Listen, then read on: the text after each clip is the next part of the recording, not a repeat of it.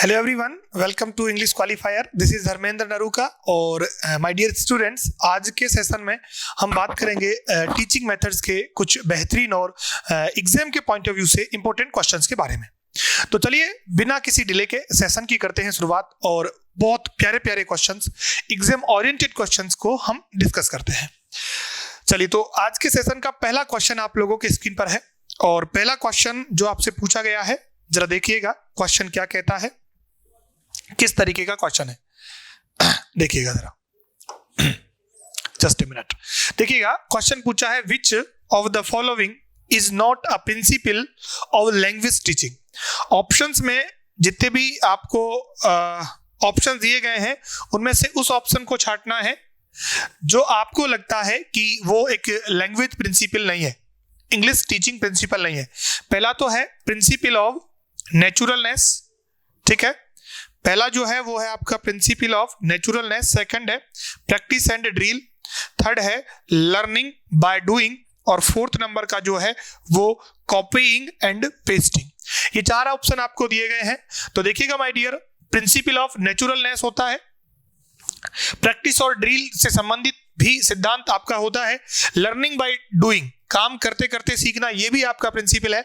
तो option A number आपका principal है, सेकंड नंबर भी है, थर्ड नंबर भी है, लेकिन कॉपीइंग और पेस्टिंग जैसा कोई आपका प्रिंसिपल इंग्लिश के अंदर नहीं होता। तो आपका यहां जो सही ऑप्शन बनेगा वो आपका क्या बनेगा, डी बनेगा। पूछा है आपसे नोट के बारे में, आप नोट का जरूर ध्यान रखना क्योंकि अक्सर नोट हमें एग्जाम के प्रेशर के कारण दिखाई नहीं देता है, क्वेश्चन गलत हो जाता है। तो ये तो था आपका पहला क्वेश्चन जिसके हम ऑप्शन नंबर डी के साथ जाएंगे। सेकंड जरा देखिएगा, सेकंड नंबर का क्वेश्चन है कि multi line approach consists of, यानी मल्टी लाइन अप्रोच क्या होती है या इसमें क्या क्या सम्मिलित होता है। तो पहला ऑप्शन है यूज ऑफ मॉडल्स, क्या इसमें मॉडल्स का यूज होता है, reaching the same target from different direction and means. Third number का है सिलेक्शन एंड ग्रेडेशन और फोर्थ है ऑल ऑफ दीज। यानी मल्टी का मतलब होता है मैनी से, किससे होता है, मैनी से। और अप्रोच एक तरीके के तरीके होते हैं, बोले तो मेथड के जैसे ही होते हैं, है ना। तो एक चीज को सिखाने के लिए आपको कई सारी अप्रोच, कई सारे उपागम यूज लेने होते हैं। तो यहां ऑप्शन नंबर किसके साथ हम जा रहे हैं, ऑप्शन नंबर बी के साथ हम जाएंगे। सेंटेंस जो आपसे पूछा गया था मल्टी लाइन अप्रोच, प्रश्न जो था वो ये था, ऑप्शन होगा reaching the same target from different direction and means. यानी एक चीज को सिखाने के लिए, एक टारगेट को अचीव करने के लिए हमें बहुत सारे तरीके आजमाने पड़ते हैं, उसे ही क्या कहा जाता है, multi line approach my dear कहा जाता है। सेकेंड नंबर का क्वेश्चन था ये। थर्ड नंबर का क्वेश्चन आप लोगों के स्क्रीन पर है, which of the following English teaching approach, which of the following English teaching approaches is student centred and student oriented. ऐसी कौन सी अप्रोच है दिए गए ऑप्शंस में से जो स्टूडेंट सेंटर्ड होती है या स्टूडेंट ओरिएंटेड होती है। तो पहला जो ऑप्शन है आपका वो है कम्युनिकेटिव अप्रोच, सेकंड है आपकी सिचुएशनल अप्रोच और थर्ड है आपकी स्ट्रक्चरल अप्रोच या फिर ऑल ऑफ दीज, या चारों ही आपके सही हैं। फटाफट बताएं सही वाला आंसर कौन सा होगा, फटाफट बताएं सही वाला आपका आंसर कौन सा होगा जो स्टूडेंट ओरिएंट अप्रोच कहलाती है। फटाफट बताएं। देखो इसका जो सही आंसर है वो होगा ऑप्शन नंबर ए, क्योंकि कम्युनिकेटिव अप्रोच में बच्चे को ज्यादा से ज्यादा चांसेस दिए जाते हैं ताकि वो एक दूसरे साथी के साथ कम्युनिकेशन कर पाए। इसीलिए यहाँ टीचर एक गाइड के रूप में होता है, एक फैसिलिटेटर होता है, वो सिर्फ बच्चों को ऑब्जर्व करता है, उनको गाइड करने का काम करता है। और ओवरऑल ये जो अप्रोच होती है ये स्टूडेंट पर बेस्ड होती है, स्टूडेंट इसमें एक्टिव होता है। इसीलिए इसका सही जो ऑप्शन बनेगा वो बनेगा आपका कम्युनिकेटिव अप्रोच, यानी ए ऑप्शन के साथ जाएंगे। चलिएगा नेक्स्ट है with dash students come to see the test not as a punishment but as a useful feedback. The classmates work together for common intellectual welfare. तो ऐसा कौन सा है? सेल्फ इवेल्युएशन है, ग्रुप इवेल्युएशन है, या पीयर इवेल्युएशन है, या CCE इवेल्युएशन है? आपको इनमें से उस एवेल्युएशन का नाम बताना है जिसकी सहायता से students come to see the tests not as a punishment but a useful feedback. यानी ऐसा कौन सा एवेल्युएशन है, मूल्यांकन है, जिससे बच्चे उसको पनिशमेंट के रूप में ना देखकर एक फीडबैक के रूप में देखते हैं। बताओ जरा। Self evaluation, group evaluation, CCE evaluation और पीयर इवेल्युएशन। देखो, जब बच्चे एक दूसरे का इवेल्युएशन करते हैं यानी कि क्या कहलाता है? पीयर इवेल्युएशन कहलाता है।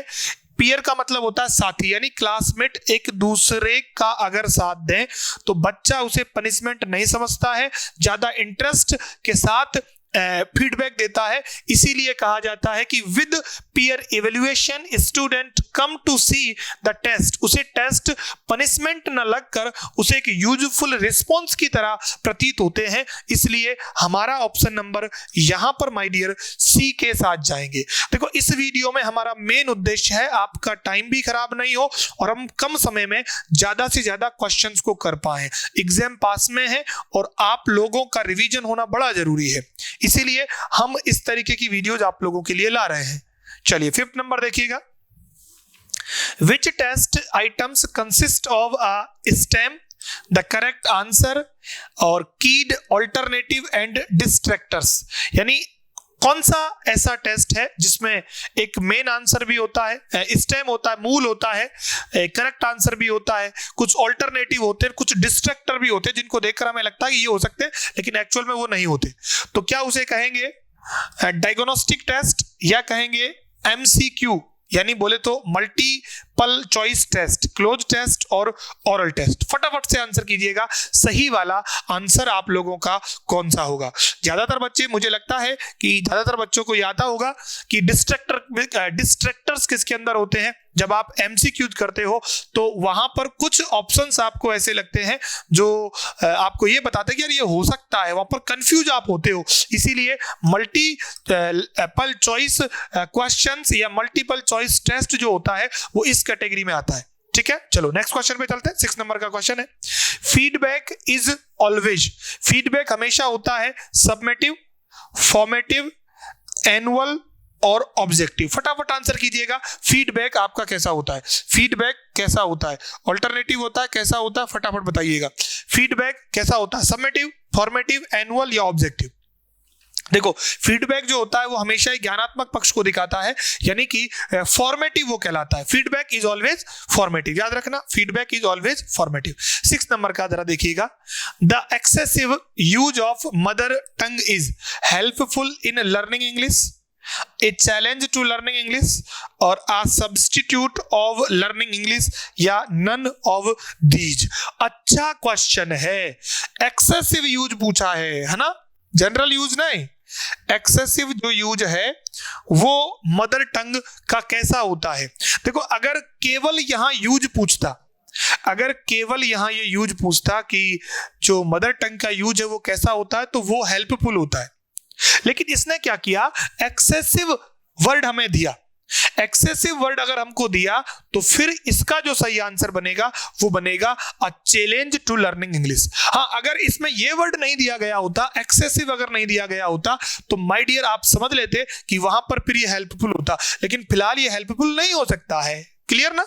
चलो नेक्स्ट देखो, Which one is a challenge in the process of teaching English language class? देखो, कौन सी चैलेंज है जो इंग्लिश टीचिंग लैंग्वेज में आती है? अब जरा एक बार ऑप्शंस पर नजर डालते हैं। Less interesting teaching style, more interesting teaching style, reasonable time management और गुड लेसन प्रिपरेशन।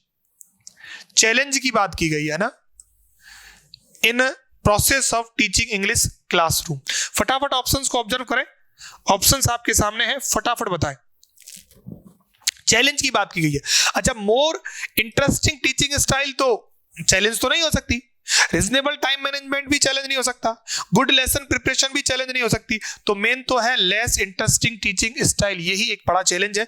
ये अगर इंप्रूव नहीं होगी तो बच्चे एक टीचर से सही से नहीं पढ़ पाएंगे।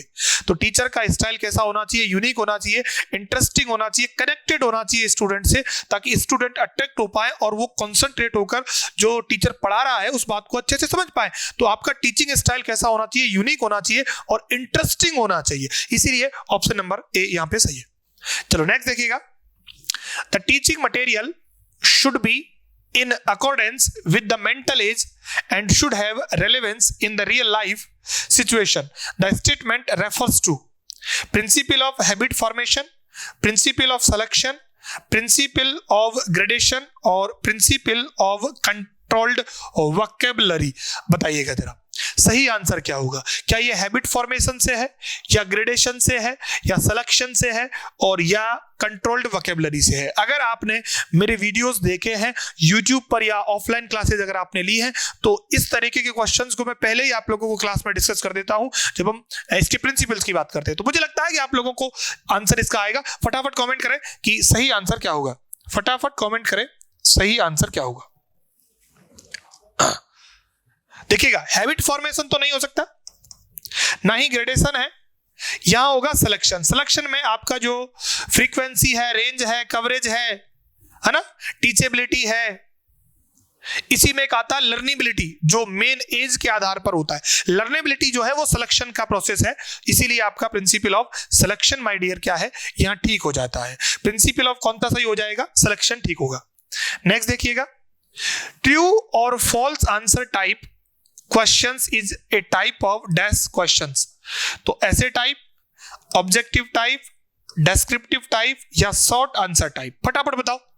अच्छा क्वेश्चन है, ट्रू और फॉल्स ये किस कैटेगरी में आते हैं? ट्रू और फॉल्स किस कैटेगरी में आते हैं? बताओ जरा।